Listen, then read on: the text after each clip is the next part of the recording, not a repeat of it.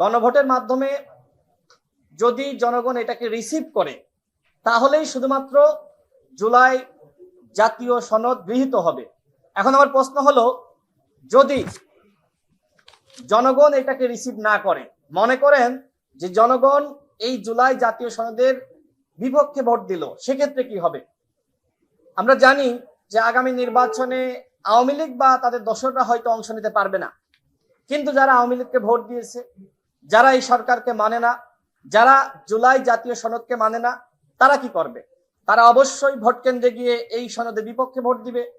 আবার মনে করেন যে ঐক্যমত কমিশনে যারা আসলে সংস্কারের কিছুটা বিপক্ষে বা এখনই বাস্তবায়িত হোক সেটা চাচ্ছে না, তারা কোন দিকে ভোট দিবে? সব মিলিয়ে এই জুলাই জাতীয় সনদ তারা যে পদ্ধতি আমাদের সামনে উত্থাপন করেছে, এই পদ্ধতির মাধ্যমে বাস্তবায়ন করা কঠিন।